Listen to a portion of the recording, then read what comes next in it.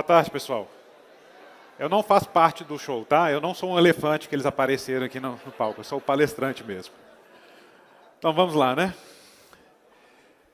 Minas Gerais. O nome do nosso estado demonstra a sua riqueza.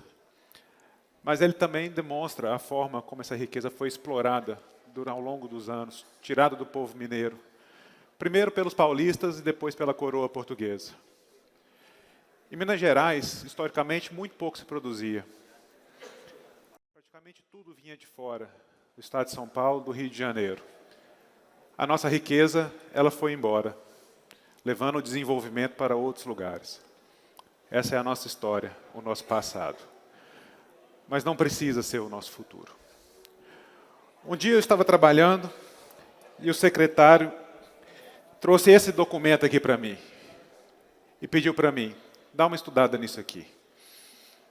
Eu olhei para isso aqui e pensei, mas que porcaria que é essa aqui? É o livro do Alexandre de Moraes? Não, isso aqui é outro tipo de porcaria. Isso aqui é uma ata de registro de preço de locação de veículos. Isso aqui não é um processo licitatório não, tá, gente? Isso aqui é só a ata. Tudo isso aqui são itens de tudo quanto é tipo de veículo que vocês conseguirem imaginar. Tudo quanto é tipo possível de contratação. Com motorista, sem motorista, com combustível, sem combustível, com franquia, sem franquia. Qualquer coisa que você imaginar está aqui dentro. Carro, ônibus, caminhão, trator. Se tem pneu, está aqui dentro. Se bobear, tem até eu aqui dentro, viu? Meus pneuzinhos. Mas eu comecei a perceber também que essa ata de registro de preço, ela não era uma coisa isolada. Haviam outras parecidas com essa. Chegavam várias atas na prefeitura, sempre com mais ou menos bem parecida com isso aqui. O pessoal pega um objeto, explora ele ao máximo e saem oferecendo para as prefeituras, né, para vender essa facilidade. Nós temos empresas especializadas nisso hoje em dia, em vender ata de registro de preço. Nós estamos literalmente vivenciando um mercado de ata de registro de preço. O empresário chega com a pastinha debaixo do braço, apresenta para o prefeito, está precisando de ata de quê? Eu tenho todas essas aqui para você aderir. Infelizmente, isso está acontecendo. Vou deixar esse trem tinhoso aqui, ó. Pois bem, gente. O tempo passou e um dia eu estava indo para o bar. Chegando na cidade, me chamou a atenção uma placa. Polo Moveleiro. E aí, comecei a reparar, olhando para um lado, olhando para o outro. De fato, realmente, tinham várias fábricas de móveis espalhadas pela cidade. Marcas que eu nunca nem tinha ouvido falar. E aí, chegando, né, na cidade, enquanto a gente aguardava o prefeito para a reunião, conversando com o pessoal lá, uma pessoa me solta. E aí, doutor, você deve ter móveis de Ubá na sua casa. Essas lojas aí de Belo Horizonte, 90% delas compram os móveis daqui de Ubá. E aí eu comecei a relembrar as marcas e conversando com ele, falei marca Bianchi, Lara, Mobilari. E aí eu percebi que eu não tinha um móvel de Ubá na minha casa, não. Eu tinha era Ubá inteira. Todos os meus móveis que eu comprei depois que eu casei são de Ubá. E aí, pensando na minha vida, no meu trabalho, eu lembrei, olha só, nós estamos com uma dificuldade danada lá em Nova Lima para fazer uma licitação de imóveis. O processo vai, o processo volta, põe certidão daquilo, tira certidão daquilo, certificado para lá, certificado para cá. Será que aqui em Ubá não tem uma ata de registro de preço de imóveis? Foi aí que me deu um clique. Me surgiu uma ideia maluca. Se Ubá não tem uma ata de registro de preço, deveria ter. Pensa bem, a própria prefeitura poderia criar um monstrengo desse aqui, uma ata dessas, chama todos os fabricantes locais de imóveis de Ubá, abre o processo licitatório, registra os preços de tudo quanto é tipo possível de imóveis produzidos ali em Ubá e oferece essa facilidade para os outros órgãos da administração. Toda vez que alguém for precisar de fazer uma contratação de imóveis, vai ter o Ubá como referência. Cara, que forma fantástica de incentivar a economia local. E não serve só para Ubá, não. Serve para qualquer município que produza alguma coisa. A sua cidade é um polo têxtil? Você pode fazer uma ata de registro de preço de uniformes, por que não? A sua cidade produz café? Você tem o dever cívico de vender café de qualidade para a administração pública. E não essa porcaria que ganha licitação aí, que beira uma coisa intragável, né, gente? Sua cidade produz queijo Minas? Ah, não, então esquece a ideia da ata, vocês me procuram depois, que eu estou aceitando doações, viu? Mas veja bem, depois dessa viagem ao Ubá, eu comecei a pensar, qual que é o sentido de uma prefeitura do interior de Minas Gerais aderir a uma ata lá do consórcio do interior do estado da Bahia para comprar móveis de um fornecedor lá do Pará? Gente, nós estamos aqui em Minas. Não seria muito mais lógico você aderir a uma ata de Ubá para comprar um móvel daqui, do nosso estado?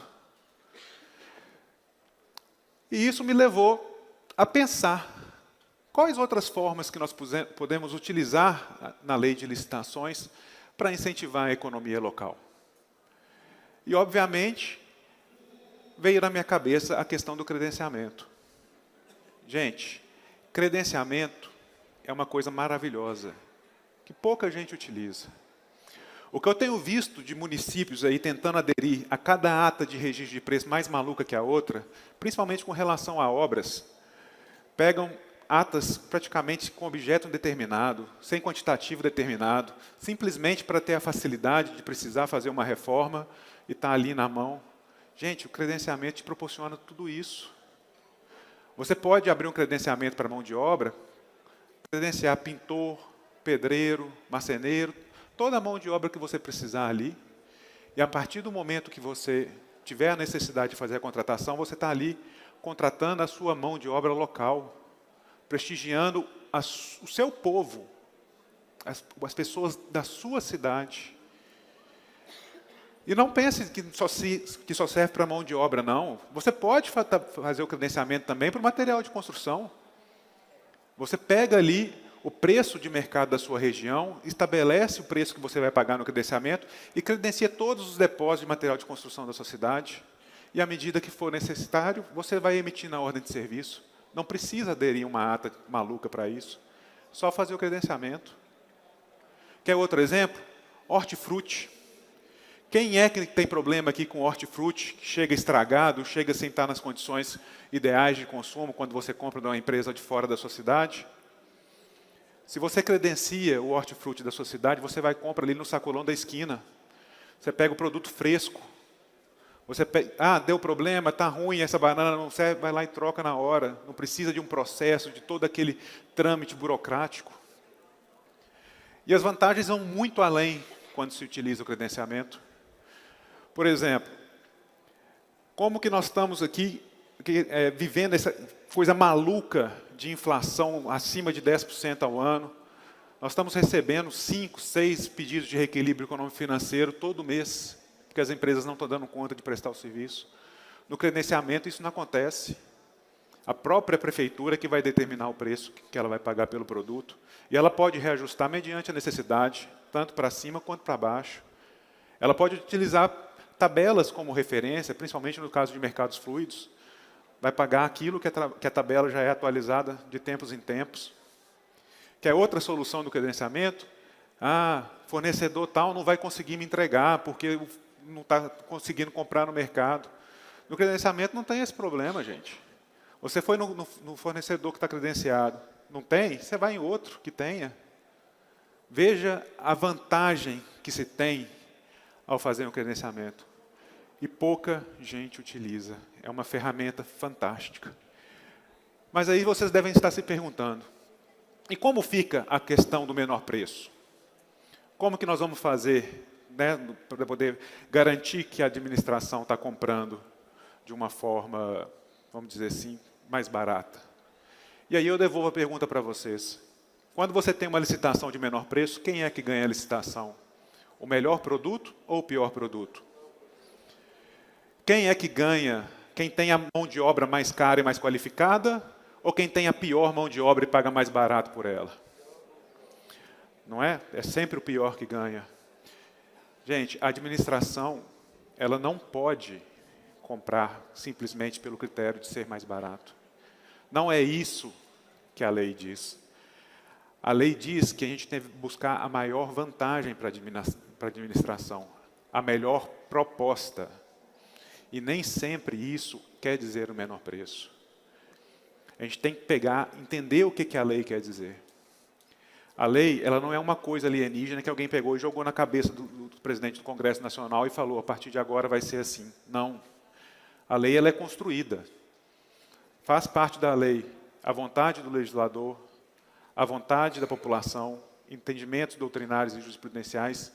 Tudo isso faz parte da construção de uma lei. Se você pegar os princípios que tem expressos ali na lei de licitações, vai ter um rol quase do tamanho dessa ata aqui. Tem lá probidade, moralidade, publicidade, legalidade. Mas com relação à compra pública, nós temos dois princípios importantíssimos, que é o da transparência e o da impessoalidade. Mas sabe o que eu não encontrei na nova lei de licitações, e nem mesmo na antiga? O princípio da pechincha. Isso não existe. O que existe é o princípio da economicidade. E o que o princípio da economicidade diz? Que a administração pública ela deve buscar o fim almejado com o menor custo possível. Mas as compras públicas ela não é um fim em si mesmo. Ela é apenas um meio para o cumprimento das políticas sociais, do interesse público. E qual que é o interesse maior da administração que não seja gerar emprego, gerar renda, dar uma vida mais digna para o seu cidadão? Mesmo que, dependendo, a gente tenha que pagar mais caro por isso. Mas o mais caro não é simplesmente fugir do critério de seleção do menor preço. Não. O mais caro, que eu falo para vocês, é um preço justo, é um preço de mercado. A administração tem que comprar simplesmente pelo preço de mercado. Né? E olha que isso nem sempre a gente consegue fazer. Né? Quantas licitações aí a gente vê que o preço está muito acima do preço de mercado? Né? Vocês querem um exemplo disso? Você vai fazer uma licitação para comprar computadores, 10 computadores. Você fez o orçamento lá, R$7.000 cada unidade. Você fez a licitação, conseguiu negociar lá no pregão, caiu para R$6.000 cada unidade do computador. Se você entrar lá no site da fabricante e o mesmo computador tiver por R$4.000, você não pode comprar esse computador. Por quê? Porque a lei não te obriga a comprar pelo menor preço. Nesse caso, a lei te obriga a comprar da microempresa. Veja bem, você tem o menor preço, mas você não pode comprar. Isso deixa demonstrado a vontade da lei. Quer outro exemplo? Preferência regional. A própria Lei Complementar 123, ela estabelece que a administração pública pode pagar até 10% a mais, utilizando o critério de preferência regional. Ou seja, tudo isso que eu estou falando para você não é maluquice da minha cabeça, não. Está na lei. Está na lei. O que mais está na lei? Que você pode obrigar a empresa que ganhou a licitação a subcontratar microempresas locais para poder prestar o serviço. Ou mesmo você pode obrigar a empresa a contratar a mão de obra local, dependendo do número de empregados ali que vai ser necessário, você simplesmente fala, ó, empresa, você vai contratar 10% da mão de obra aqui local.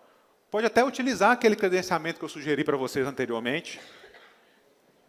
Tudo isso é possível, gente. Tudo isso está na lei. Basta querer utilizar. Nós vivemos em uma república federativa do Brasil, que de federativa ela não tem nada. Nós vivemos praticamente uma república absolutista do Brasil. Se nós formos olhar a arrecadação de impostos do nosso país, 68% fica com a União. 36% ficam com os estados. E apenas 6% ficam com os municípios.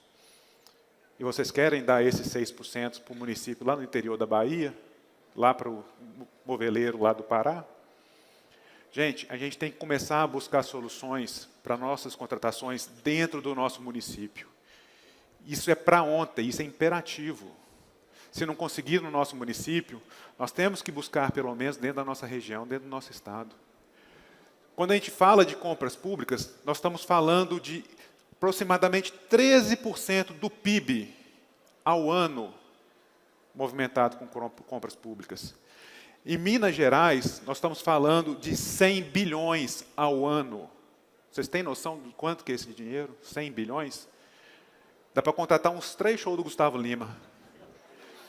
Gente, imagina esses 100 bilhões circulando no nosso estado, fazendo a economia girar. Isso vira uma bola de neve.